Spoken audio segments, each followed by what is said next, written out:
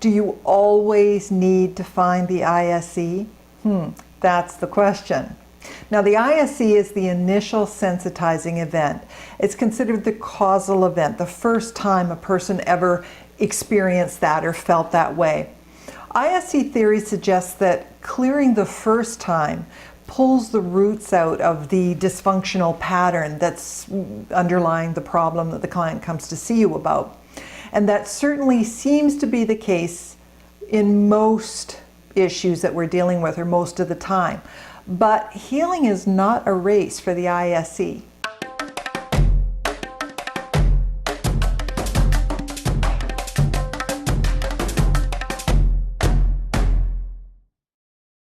The purpose of regression to cause is to uncover what decisions were made in the past that are continuing to affect the client and are feeding into or contributing to the problem, so that you can change them. You want to change the decisions that were made, and that doesn't always have to happen at the initial sensitizing event.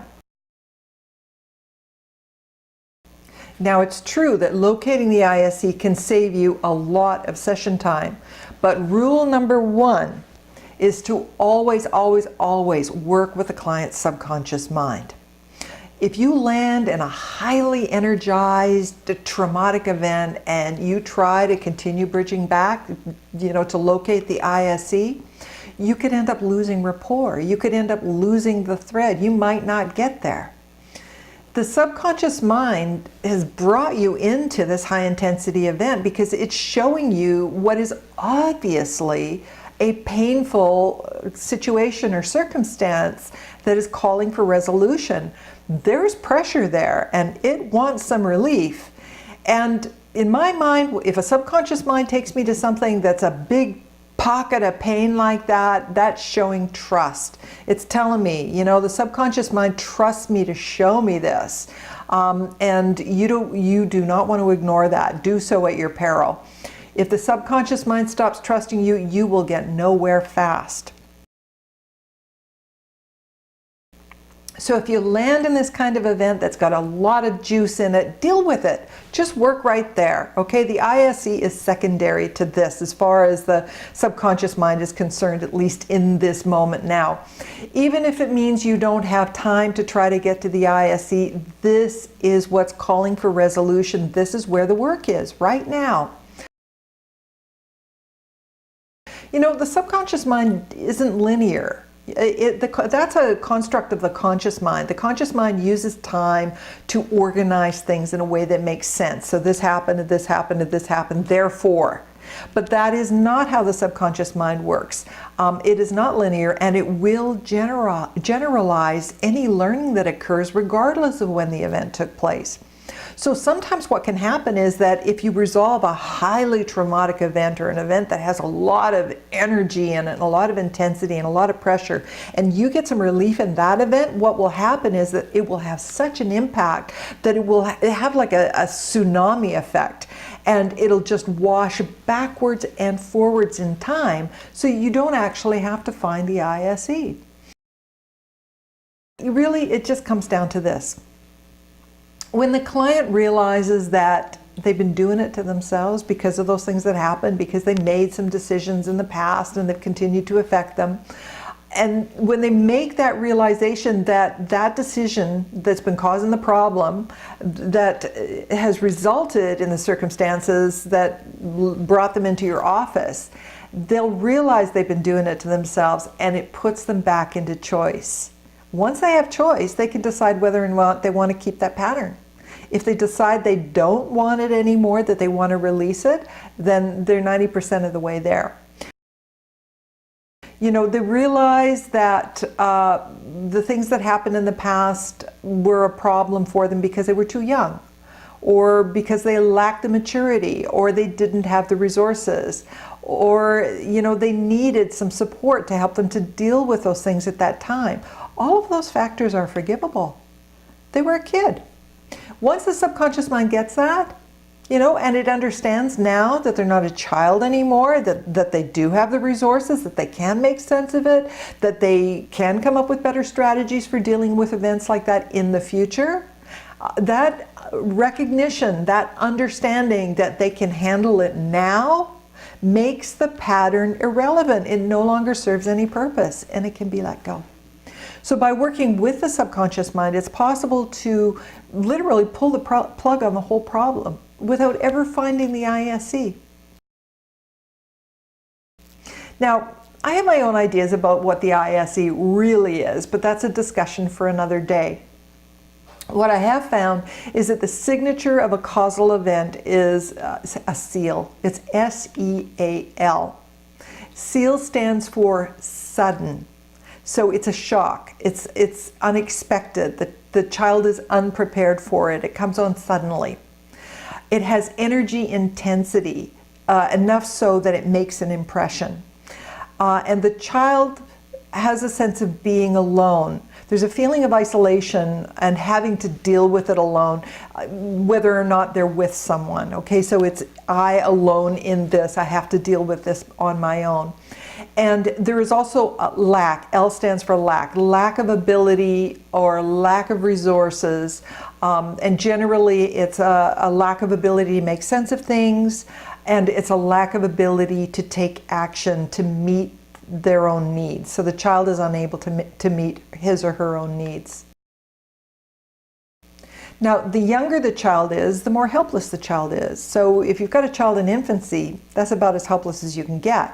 Lacking the ability to make sense of things or to take action is a survival threat. That's old brain stuff. It's automatically, we are hardwired to interpret those things in that way.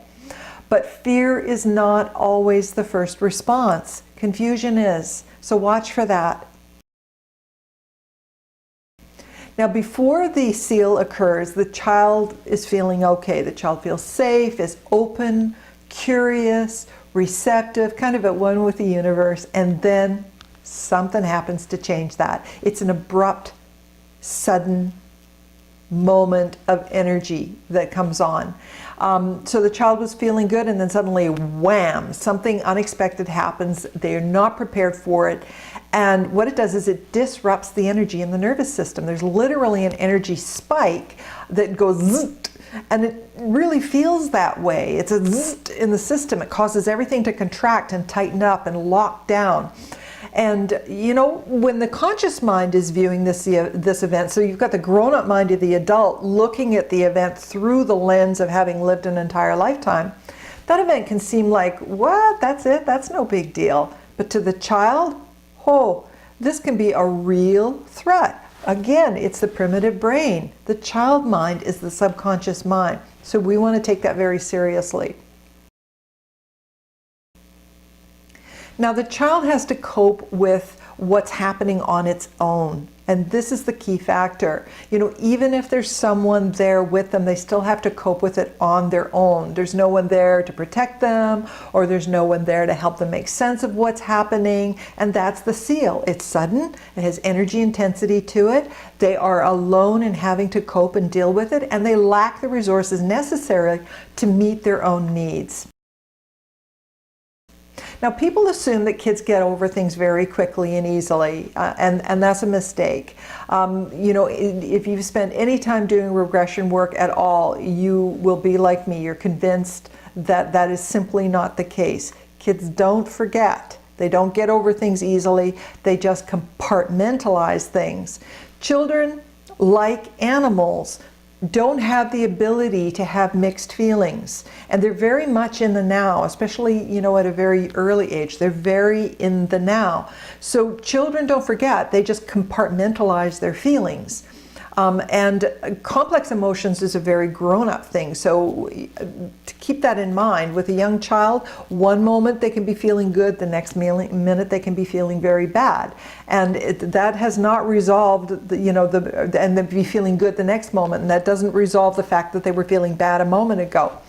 They're like little animals. Their emotions are very simple, they're very compartmentalized, and they either feel good or bad. They feel happy or sad. They feel mad or glad. They don't have mixed emotions. They can be playing happily one minute and be throwing a tantrum the next. You've probably seen this yourself. It can seem like it just came out of the blue, but what's happened is that the child has shifted state. So keep this in mind when you're working with child states, because if you land at an event and the child is feeling okay one moment, that's probably before anything happens. So just keep progressing forward until you find out what happens. Also, if the child is feeling okay and then something happens, you might be tempted to assume that you found the ISE, and that may not be the case, because the child has the ability to feel okay and not feel okay from moment to moment. So just because the child is feeling happy prior to an event does not necessarily mean that the bad feeling isn't there. It just means that in that moment, they don't happen to be feeling it. They're not aware of it in that moment. Children are very in the moment. So when that bad feeling comes up, you really want to test. You want to test that bad feeling and ask, does that feeling feel new or familiar? Now, whatever answer you get, don't believe it, because most of the time the child's going to say it feels new.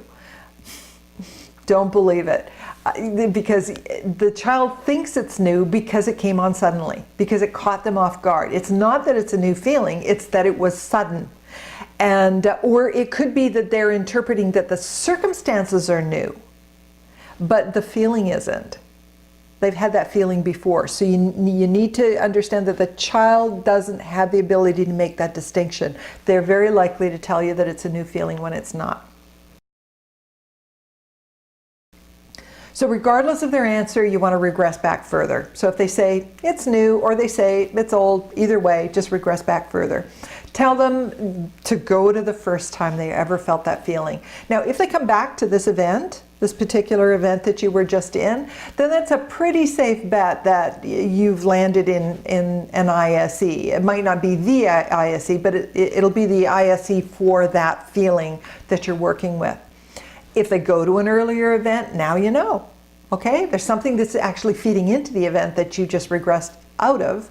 And so that gives you the opportunity to kind of go upstream a little bit and pull the plug from an earlier event, and that's going to give you more lasting results, and it's going to take down the charge that's in the subsequent events as well.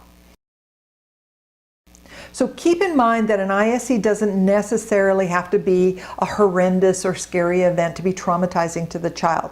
That's the grown-up interpretation. They'll think it's no big deal. You know, Parkhill said that the subconscious mind has a gift for turning, mountains, making mountains out of molehills. So keep that in mind. It might not seem like a big deal, but it's the child's perception of it and the impact it's having on the child. That's what's important. It can simply be that what was happening was confusing to the child. That's enough to make it an ISE. Not being able to make sense of something is a survival threat as far as the old brain is concerned. So that could be something as simple as mommy and daddy are having an argument. I've had this on multiple occasions where the client is inside the womb and mommy and daddy are having an argument, and this is confusing to the child. And that becomes an ISE for the problem. So again, it's not being able to make sense of the environment, not being able to comprehend what's happening. It can be interpreted as a threat. Mommy and daddy not responding to the child's needs in a timely fashion. They might be there for the child, but not responding in a timely fashion, or not responding appropriately to the child's needs because the parents don't get what the kid needs. Well, this can be interpreted by the child as abandonment. And that can have a profound impact on the client. Abandonment is a survival fear. And the child can then interpret this to mean that they're not important, or they're not wanted by the parents, or they don't matter. And that can have long-lasting negative impacts in a person's life. Now, very young children view the world as an extension of themselves. They don't really have a sense of any separation. In fact, they don't even recognize themselves in a mirror until around 24 months of age, roughly. So everything that's happening for the young child, at least, is really perceived as an extension of themselves. So when bad things happen, that can be interpreted to mean that they did something bad. They did something to cause that. And so this can seed the decision that there's something wrong with me or I did something bad, and that's the underlying guilt and shame that can be seated as that. So the child is constantly making decisions, and those decisions are really based on a very limited ability to make sense of the things that are happening in its environment. Well, that doesn't necessarily mean that just because you had a few misperceptions in your childhood that suddenly you're going to be messed up for the rest of your life. It's the ones that got reinforced, the ones that got compounded by subsequent events. Those are the ones that form the belief system. So do you need to find the ISE? Not really. It's more important that you just work with wherever the subconscious mind lands. It will take you to what it feels is important, and if it's got a charge around it, if there's feelings and emotions trapped in that event and they have a lot of intensity, you want to work that. What's a lot of intensity? I'd say 7 or more on a scale of 1 to 10. If they land in an event and the intensity is around a 3, probably want to go back a little bit further. Or it could be that it's only a 3 because you have landed in the ISE. So that's where testing becomes kind of valuable in determining what the next step is. It's all in why you're doing what you're doing. Now, it's true that if you do locate the ISE, that can save you a lot of time because the subconscious mind will generalize the learning, and then it will move that along the timeline if you direct it to do so. Remember, all healing is self-healing, and the more clarity that the client has from the session as a result of just clarifying those perceptions and the decisions that were made, and that's going to bring insight to the client, and insight is going to allow more learning, and the more learning that takes place in an event, the more you're going to accrue the benefits of change, and you can then generalize those over time, because the subconscious mind does that naturally anyway. It's a learning machine. So working in a highly charged event you can get a lot of mileage out of that simply because it can have a retroactive effect. You can compound that by instructing the subconscious mind to take those changes and move it both forward and backwards along the timeline. Okay, so when the subconscious mind finally comes to the realization that the pattern really doesn't serve any purpose any longer, that the client's safe, they can handle things, that they can figure stuff out, they have abilities to strategize and take care of themselves. When it realizes that it doesn't need that pattern anymore, it doesn't have to protect anymore, then that realization will backwash. It's like that tsunami will run backwards into the ISE. At that point, you're done. So I hope you found this information helpful and useful. Keep that SEAL acronym in mind. S-E-A-L. S is for sudden, shock, unprepared, unexpected.